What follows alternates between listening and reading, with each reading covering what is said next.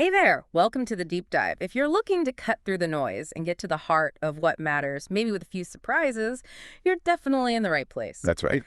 Make sure you hit subscribe and follow so you don't miss out. And just a heads up, the links to the articles we're diving into today, they're in the episode description. Okay, so today we're tackling something pretty fundamental in the HR world. Mm-hmm. The traditional bell curve, Mm-hmm. the one used for performance management. Right, the standard model. Exactly. And we've got two really interesting pieces that basically suggest that model might be, well, seriously flawed.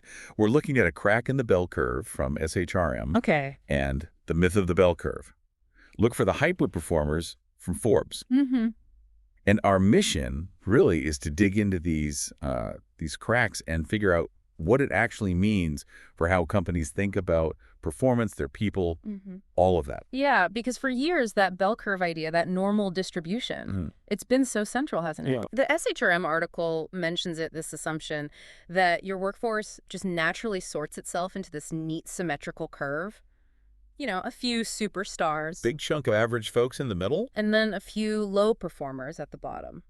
It almost feels like intuitive. It does feel intuitive. And the Forbes piece points out how deeply this has seeped into everything HR does, performance reviews, pay decisions. Oh, yeah, even force ranking systems, right. Mhm. The SHRM article mentions that managers actually being told, you have to make your team fit this curve. Exactly. The whole idea was built on this predictability of talent distribution. But that predictability, that seems to be where the big problem, the first crack, really shows up. Right. This 2011-2012 research by Aguinas and O'Boyle, both articles talk about it, and it sounds like a game changer. It really was. They looked at a massive data set. What was it? Over 600,000 individuals. Wow. Yeah, across all sorts of jobs, academics, entertainers, politicians, athletes, you name it. So incredibly diverse fields. And what did they find? What was the big surprise? The truly eye-opening thing was, in 94% of those groups, performance just didn't follow a bell curve. It wasn't normal distribution. 94%. So almost nowhere. Pretty much. Yeah. Instead, what they consistently saw was something called a power law distribution.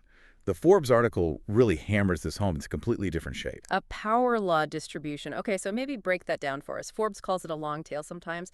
How's that different from the bell shape we picture? Okay, so the key thing is how performance is distributed. With the power law, you have a relatively small number of people who are just way out ahead. Absolute stars, the hyper performers, as Forbes calls them. Right, the outliers. Exactly. And they contribute a massively disproportionate amount of the value, the output, whatever it is.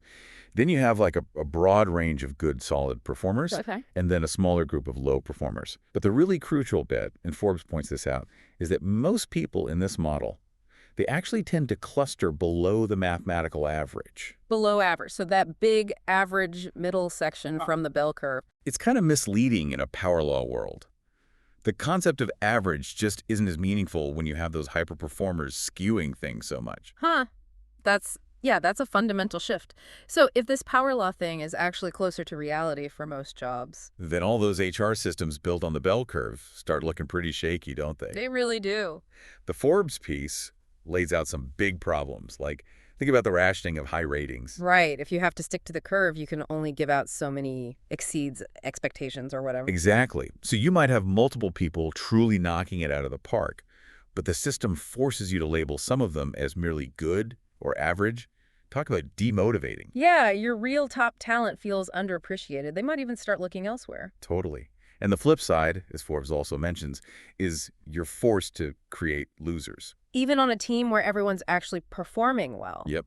Someone have to get that bottom rating to make the numbers work for the curve. That can just crush morale, especially if it feels unfair. And what about the people who do fall in that middle group, the potentially large group of good performers? Well, the Forbes article suggests it can breed complacency. If you feel like those top ratings are basically reserved, like unattainable because of the forced curve. Why kill yourself trying to get there? Right. You might just settle for being good enough. It doesn't really incentivize striving for excellence across the board. Okay, and then there's the money aspect. Compensation. Oh, huge implications there. If your salary increases, your bonuses are all tied to fitting that bell curve. Then you end up giving sort of average raises to that big middle group, even if their actual contribution varies quite a bit. Precisely. and those hyper performers, Hmm. the ones driving, say, 10 times the value. The pay structure likely doesn't reflect that massive difference adequately.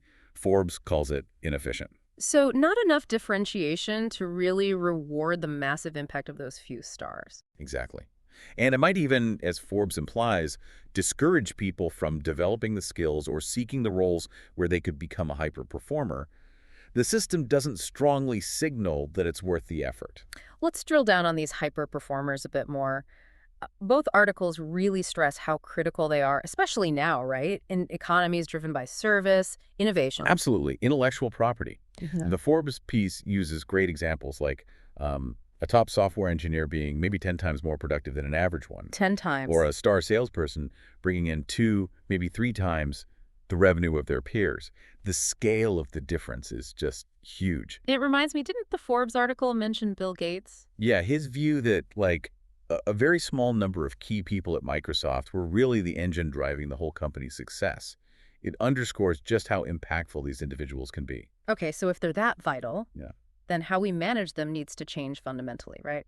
SHRM touches on this. It's not just about pay anymore. No, not at all. It's about how you identify them early, how you nurture them, how you remove roadblocks, how you empower them. It's a whole different mindset than just slotting people onto a curve. A more individualized approach, maybe, like the SHRM piece suggests. Definitely. Tailored development, specific recognition, things that acknowledge their unique contribution without being constrained by some artificial distribution. So, given all these issues with the bell curve, Mhm. what are the alternatives? If performance looks more like a power law, what should companies be doing instead?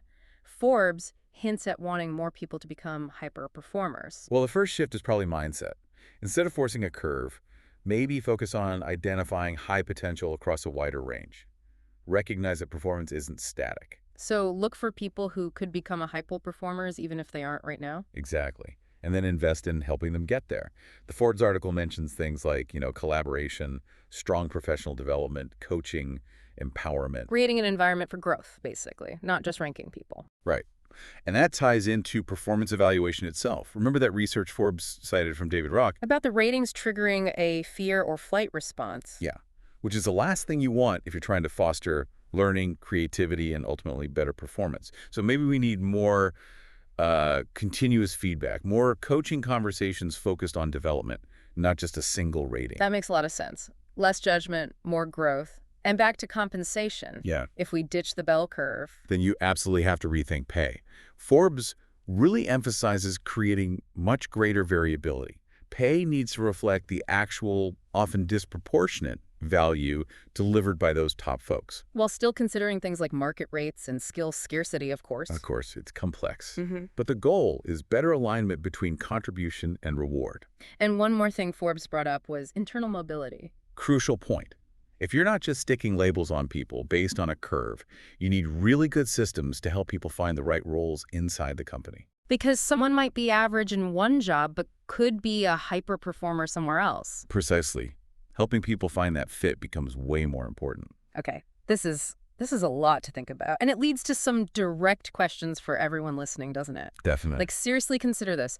If the bell curve is potentially flawed, how are you actually identifying talent in your organization right now? And without just relying on forcing a distribution, how could you handle things like raises and bonuses? What methods would be fair, but also strategic? And maybe the biggest one, how do you manage performance day to day and how do you build succession plans if that neat bell curve model just doesn't fit the reality of your workforce? Yeah, and maybe ask yourself honestly, do we, in my organization, really still use the bell curve, maybe implicitly, for these big decisions? And if we do, what are the consequences based on what we've talked about? Yeah, lots to chew on there.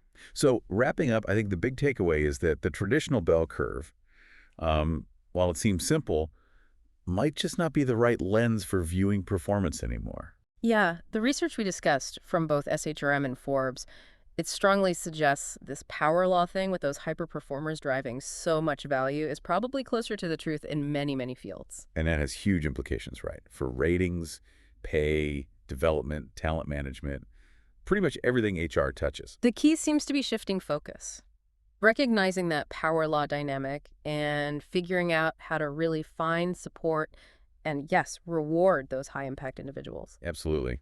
And maybe here's a final thought to leave folks with. If it's true that a relatively small group drives a huge chunk of the results, what bold things could organizations actually do to create an environment where more people have the chance to become those hyper performers and really thrive? Hmm. A great question. We definitely encourage you to check out the articles linked in the description and think about how this applies to your world. Thanks for taking this deep dive with us today.